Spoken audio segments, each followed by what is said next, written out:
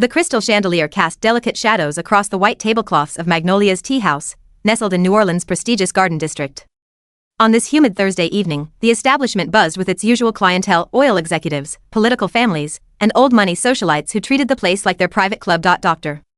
Helena Beaumont adjusted her designer pearls as she surveyed the dining room with practiced disdain.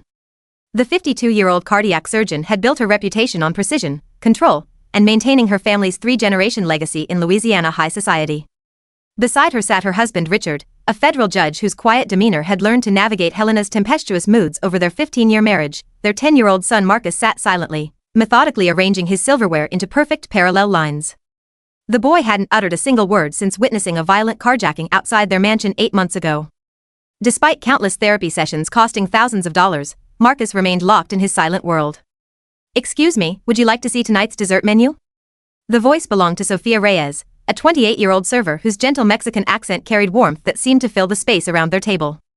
What made Helena freeze wasn't the interruption, it was watching Sophia crouch down to Marcus's eye level and begin moving her hands in fluid, graceful patterns. Sophia was communicating in American Sign Language, her fingers dancing through phrases that somehow caused Marcus to look up from his silverware for the first time in months.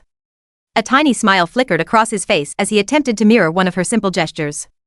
"What exactly do you think you're doing?" Helena's voice cut through the dining room like a scalpel. Several nearby tables turned to observe the commotion. "My son doesn't need some unauthorized intervention from the help." Sophia straightened slowly, her expression remaining professional despite the obvious sting of Helena's words. "I apologize, Dr. Beaumont.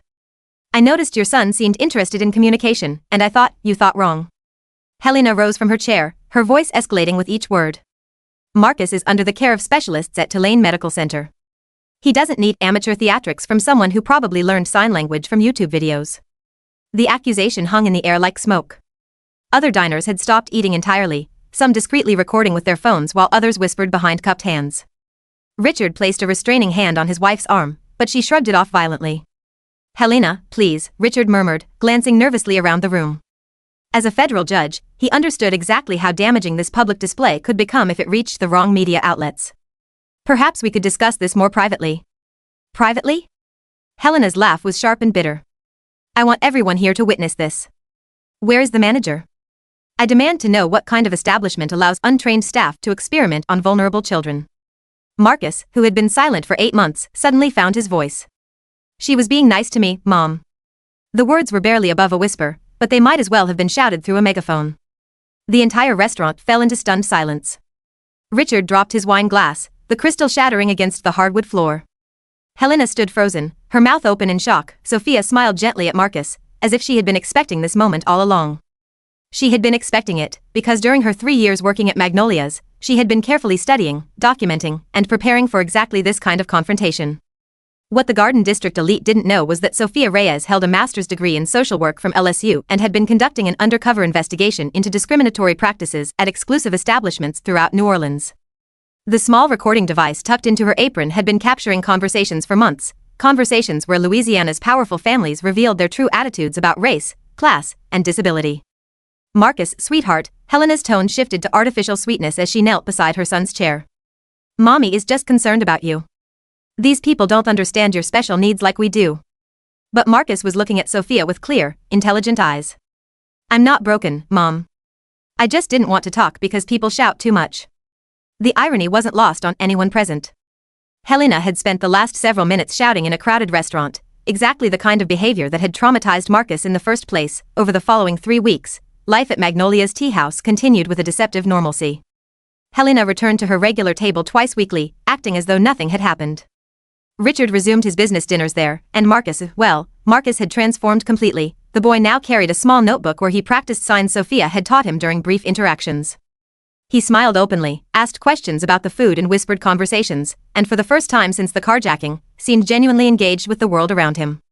His recovery was so remarkable that other patrons began commenting on the miraculous progress of the Beaumont child. Sophia observed these changes while she served tables and cleared dishes, but her real work happened during her breaks. In the basement storage room of an adjacent building, she had converted a small space into what she called her documentation center. The walls were covered with photographs, recorded transcripts, and detailed profiles of 38 influential individuals throughout the New Orleans power structure. Each profile meticulously recorded patterns of discrimination, exclusionary comments, and evidence of practices that violated both federal anti-discrimination laws and the terms of various government contracts these individuals held. Dr. James Washington, a civil rights attorney who had been working with Sophia for over a year, examined the growing collection with professional admiration. "In my 25 years of practice," he said, studying a particularly damning recorded conversation, "I've never seen such comprehensive documentation of institutional prejudice." Dr. Washington had first met Sophia when she had filed a complaint against another upscale restaurant for refusing to provide ASL interpretation for deaf customers. Her methodical approach and sharp legal mind had impressed him then, but this investigation went far beyond individual discrimination cases. "We're not just looking at personal prejudice," Dr. Washington explained during one of their evening strategy sessions. "We're documenting a systematic pattern of exclusion that affects federal contracts, tax-exempt status, and public funding streams." The plan was ambitious. Helena Beaumont served on the board of the Louisiana Children's Health Foundation, which received substantial federal grants for pediatric care programs that specifically included provisions for children with disabilities. The foundation's public mission statement emphasized inclusive care for all children regardless of background or ability. The irony was perfect. Helena publicly profited from promoting inclusive pediatric care while privately demonstrating exactly the kind of discriminatory behavior the federal funding was meant to eliminate. "If we can prove she was aware of the foundation's inclusion requirements and continued to engage in discriminatory behavior," Dr. Washington explained, "we can challenge the entire integrity of their federal funding." But Sophia knew she needed more than just Helena's recorded outburst. She needed to demonstrate a pattern, and she needed a catalyst that would force the truth into the open. The opportunity came when Marcus began writing notes to Sophia during her shifts. One evening, she found a piece of paper tucked under his dessert plate with words written in careful child's handwriting. "Sophia is my friend and Mom is wrong about people." Reading those innocent but powerful words, Sophia felt the full weight of her responsibility. This wasn't just about her own justice anymore, it was about creating a world where children like Marcus could grow up without absorbing prejudice as their inheritance. The New Orleans Elite Preservation Society's quarterly meeting was scheduled for a Tuesday afternoon in the private dining room of Magnolia's Tea House. Helena Beaumont, as the newly elected chairwoman, had spent weeks preparing for what she considered her social debut in the organization's highest leadership role. At exactly 2 p.m., the city's most influential women began arriving. Helena greeted each with practiced charm, discussing their upcoming fundraising gala for deserving local causes. She had no idea that among the afternoon's agenda items was a presentation on accessibility and inclusion in hospitality businesses.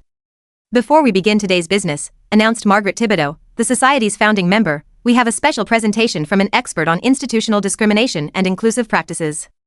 The door to the private dining room opened, and Sophia entered wearing a professional blazer, followed by Dr. Washington carrying a laptop and projector. Helena's face went through a series of expressions: confusion, recognition, and finally, barely controlled rage. "What is the meaning of this?" she demanded, rising from her chair. "This is a private meeting of society members." "Thank you for having me," Sophia said calmly, connecting her laptop to the projection screen. "I'd like to share some interesting research on patterns of discrimination in establishments frequented by New Orleans' elite community." The first image projected was a detailed chart showing federal anti-discrimination requirements for organizations receiving public funding. The second was a photograph of Helena's signature on the Louisiana Children's Health Foundation's most recent grant application, which specifically promised culturally sensitive and inclusive care for all children. The third image made several society members gasp audibly.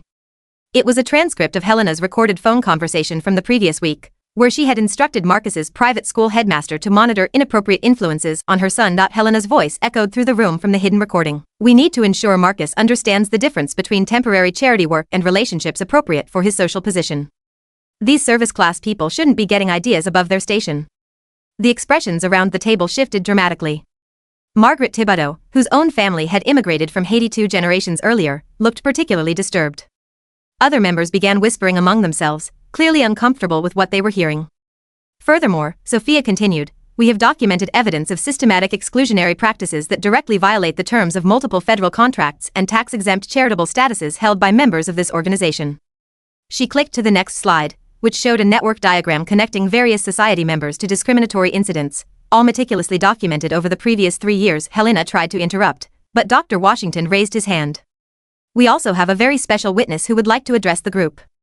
The door opened again, and Marcus entered timidly, followed by Richard, who looked as though he had aged a decade in 3 weeks. "Marcus has prepared a statement in American Sign Language," Dr. Washington announced, with simultaneous spoken translation. The 10-year-old boy walked to the front of the room and began to sign with careful deliberation. His small but clear voice accompanied his gestures. "My name is Marcus. I stopped talking because people were mean and loud. Sophia showed me that I can talk with my hands when words are too hard. She made me feel safe. He paused, looking directly at his mother. I want to learn more signs so I can help other kids who are scared to talk. Helena attempted to stand an object, but Margaret Thibodeau cut her off sharply. You will remain seated and silent, Helena.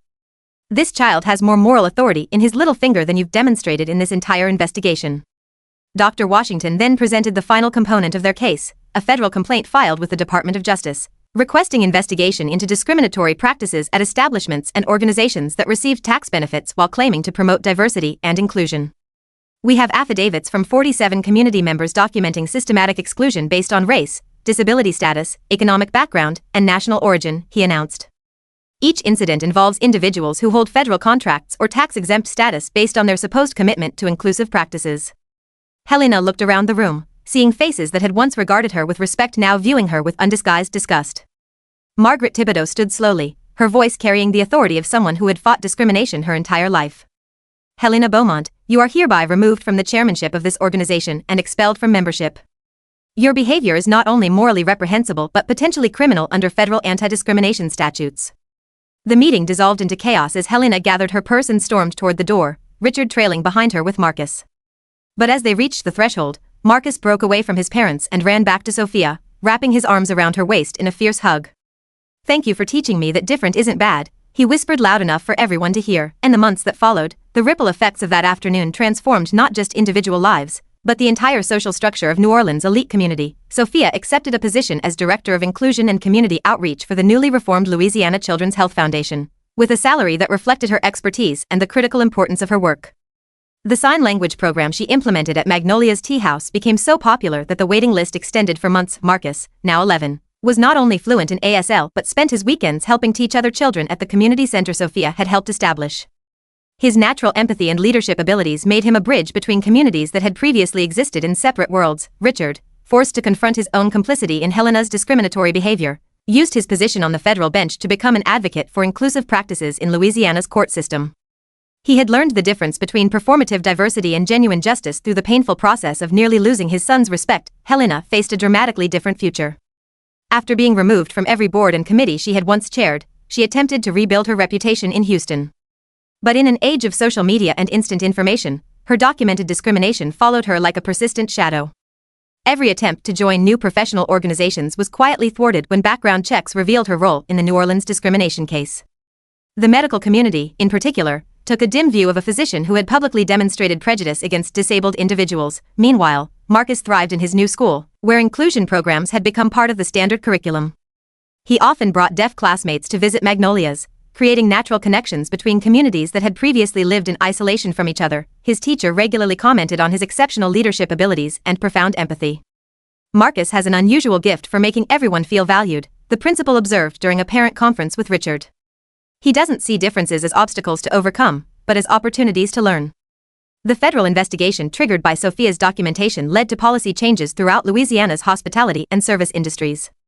Establishments that received any form of public benefit were now required to demonstrate genuine inclusive practices, not just pay lip service to diversity in their marketing materials. Dr. Washington expanded his practice and developed a new specialization in systematically documented discrimination cases. The evidence-gathering methodology Sophia had pioneered became the legal standard for similar investigations across the Southeast. As for Sophia herself, she discovered that her greatest victory wasn't the legal precedent or the professional recognition. It was the afternoon when a group of children from various backgrounds visited Magnolia's Tea House, communicating effortlessly in a mixture of spoken English, Spanish, and American Sign Language. Watching Marcus help a younger deaf child sign her dessert order, Sophia realized she had planted seeds for something far more significant than a legal victory. She had helped nurture a generation that would grow up valuing differences instead of fearing them. As the sun set over the Garden District, casting golden light through the windows of Magnolia's Tea House, families from across New Orleans' diverse communities shared tables where once only the elite had felt welcome.